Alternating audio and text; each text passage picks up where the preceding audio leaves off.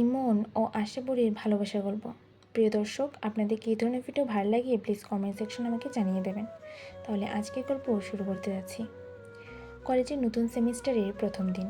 আশাবরী ছিল শান্ত স্বভাবের মেয়ে। পড়াশোনা ছাড়া তার জীবনে যেন আর কিছুই চলছিল না। মাথা নিচু করে ক্লাসে আসতো, মন দিয়ে পড়াশোনা আর সময় মতো বাড়ি ফিরে যাওয়া। এই ছিল তার প্রতিদিনের জীবন। কিন্তু সেদিন ক্লাসে ঢুকতেই সবাই চুপ হয়ে গেল, কারণ নতুন প্রফেসর এসেছেন। নাম ইমন সেন। ইমনকে প্রথম দেখাতেই আশাবরীর মনে হলো মানুষটা ভীষণ গম্ভীর। ইমন টেবিলের বইটা রেখে বলল, এই ক্লাসে নিয়ম ভাঙ্গা আমি একদম সহ করি না। যে পড়তে এসেছে সে পড়বে, আর যে গল্প করতে এসেছে সে এখনই বেরিয়ে যেতে পারে। সবাই চুপ হয়ে গেল। কিছুক্ষণ পর ইমনের চোখ গিয়ে থামল আশাবরীর উপর। আপনি দাঁড়ান। আশাবরী ভয়ে উঠে দাঁড়ালো। আপনার নাম? আশাবরী। ক্লাসে এত চুপচাপ কেন? আশাবরী মৃদু হেসে বলল, স্যার, আমি চুপ থাকতেই পছন্দ করি। ইমন একটু হেসে বলল, বেশ, দেখা যাক আপনার এই শান্ত স্বভাব কতদিন থাকবে। সেদিন আশাবরী বুঝতে পারেনি এই রাগী প্রফেসরই একদিন তার জীবনের সবচেয়ে গুরুত্বপূর্ণ মানুষ হয়ে উঠবে। ইমন ছিল অসম্ভব নিয়মনাবর্তী। একদিন আশাবরী 5 মিনিট দেরি করে ক্লাসে ঢুকলো। ইমন ঘড়ির দিকে তাকিয়ে বলল, সময় কত? আশাবরী বলতে লাগলো, 10টা 5 স্যার। আর ক্লাস শুরু হয়েছিল? আশাবরী বলল, 10টায়। তাহলে আশাবরী মাথা নিচু করে বলল, সরি স্যার। ইমন গভীর মুখে বলল, সরি বললেই সময় ফিরে আসে না, বাইরে দাঁড়াও। আশাবরী চুপচাপ বাইরে চলে গেল। কিন্তু কিছুক্ষণ পর ইমন জানালার দিকে তাকিয়ে দেখল মেয়েটি একদম চুপচাপ করে দাঁড়িয়ে আছে। তার মনে অদ্ভুত একটা অনুভূতি হলো। ক্লাস শেষে হওয়ার পর ইমন বাইরে এসে বলল, এবার যান। আশাবরী অবাক হয়ে বলল, কিন্তু স্যার, শাস্তি?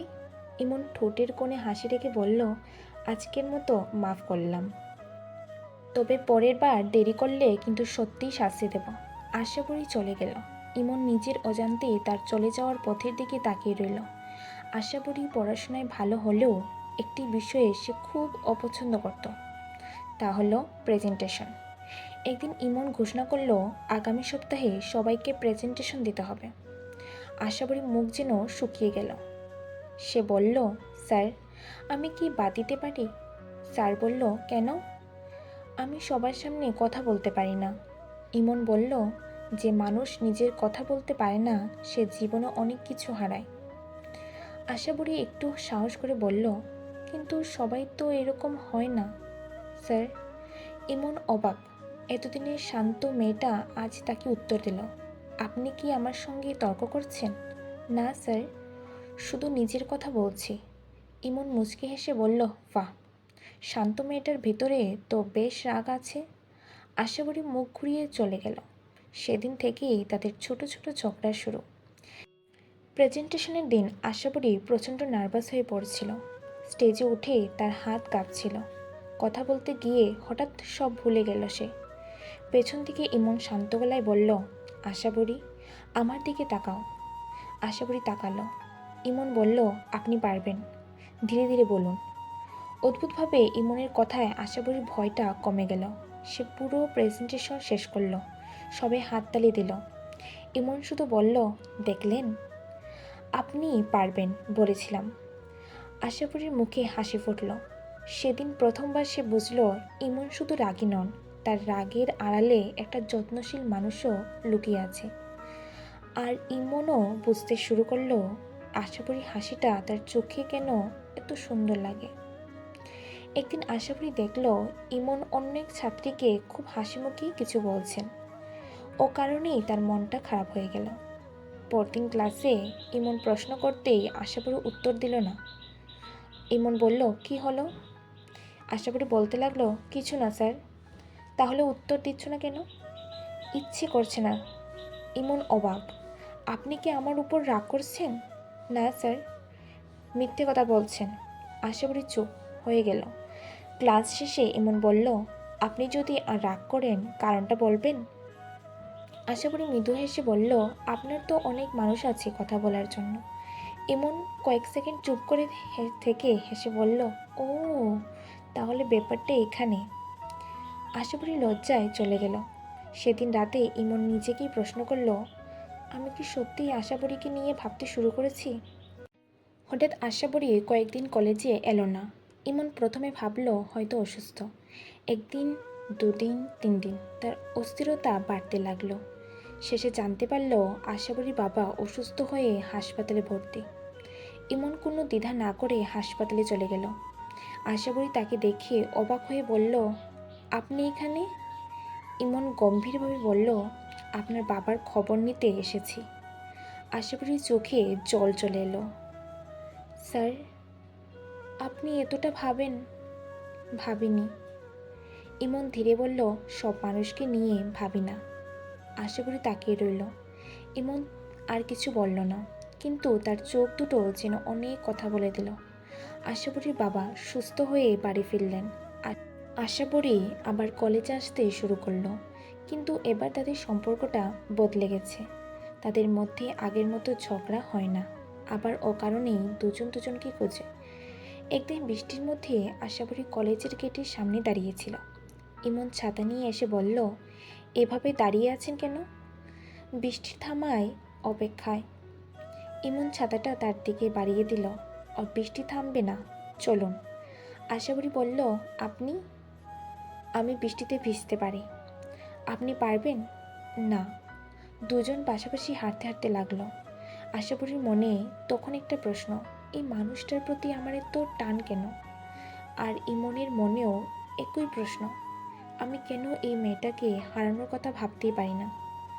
একদিন ইমন জানালো সে অন্য শহরে একটি বিশ্ববিদ্যালয়ে চাকরির সুযোগ পেয়েছে। আশাবরীর বুকটা হঠাৎ ফাঁকা হয়ে গেল। সে শুধু বলল, আপনি চলে যাবেন? ইমন বলল, হয়তো। আমাদের ক্লাস শেষ হয়ে যাবে।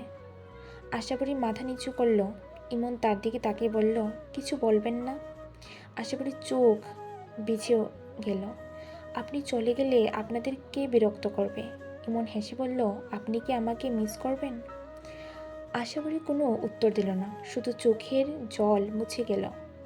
ইমন বুঝে গেল কিছু সম্পর্ক মুখে বলা হয় না, চোখই সব বলে দেয়। ইমন শহর ছাড়ার আগের দিন আশাবরীকে কলেজের সেই পুরনো লাইব্রেরিতে ডাকলো। আশাবরী এসে বলল, কিছু বলবেন? ইমন কিছুক্ষণ চুপ করে থেকে বলল, আমি কাল চলে যাচ্ছি। আশাবরী মাথা নিচু করল, জানি, কিন্তু যাওয়ার আগে একটা কথা বলতে চাই। আশাবরী তাকালো। ইমন বলল, আপনাকে প্রথম দিন দেখেই মনে হয়েছিল আপনি খুব শান্ত। পরে বুঝলাম আপনি শান্ত নন, আপনি আমার জীবনের সবচেয়ে বড় ঝড়। আশাবরীর চোখে জল। ইমন ধীরে বলল, আমি জানি আমাদের সম্পর্ক সহজ নয়, কিন্তু আমি আপনাকে ভালোবেসে ফেলেছি। আশাবরী কাঁদতে কাঁদতে বলল, আমি তো অনেক আগেই আপনাকে ভালোবেসে ফেলেছি, শুধু বলতে ভয় পেয়েছি। দুজনেই চুপ রইল। বাইরে তখন বৃষ্টি পড়ছিল। তাদের ভালোবাসার প্রথম স্বীকারোক্তির সাক্ষী হয়ে রইল সেই বৃষ্টি। কয়েক বছর পর আশাবরী পড়াশোনা শেষ করে নিজের কর্মজীবনে প্রতিষ্ঠিত হলো। ইমনও নিজের নতুন বিশ্ববিদ্যালয়ে সফল হলো। দ্রুত তাদের আলাদা করতে পারেনি, বরং দূরত্ব তাদের ভালোবাসাকে আরও শক্ত করে তুলছিল। একদিন ইমন আশাবরীর বাড়িতে গেল। আশাবরীর বাবা ও মায়ের সামনে দাঁড়িয়ে বলল, আমি আশাবরীকে শুধু ভালোবাসি না, ওকে সম্মান করি, ওর স্বপ্নকে নিজের স্বপ্নের মতো দেখতে চাই। আশাবরীর বাবা মৃদু হেসে বললেন, তাহলে আর আমাদের আপত্তি কি? আশাবরীর চোখে জল চলে এলো। ইমন তার দিকে তাকিয়ে মুচকি এসে বলল, মনে আছে প্রথম দিন বলেছিলাম আপনার শান্ত স্বভাব কতদিন থাকে, দেখা যাক। আশাবরী হেসে বলল, আর আমি ভাবিনি আপনার রাগী স্বভাবের আড়ালে এত ভালো একটা মানুষ লুকিয়ে আছে। ইমন বলল, তাহলে শেষ পর্যন্ত? আশাবরী মৃদু হেসে উত্তর দিল, দুজনের জীবনই দুই পথে শুরু হলেও শেষ পর্যন্ত একই খাতে এসে মিশেছে। তাদের ভালোবাসা ছিল না কোনো রূপকথার মতো সহজ, ছিল ঝগড়া, মান, অভিমান, দূরত্ব, কান্না আর অপেক্ষা। কিন্তু সত্যিকারের ভালোবাসা হয়তো এমনই, যেখানে রাগের আড়ালে যত্ন থাকে, অভিমানের আড়ালে ভালোবাসা থাকে, আর দূরত্বের আড়ালেও দুটো হৃদয় একই মানুষকেই খুঁজে বেড়ায়। প্রিয় দর্শক, আমার ভিডিও যদি ভালো লাগে প্লিজ লাইক কমেন্ট শেয়ার করে দেবেন। ধন্যবাদ।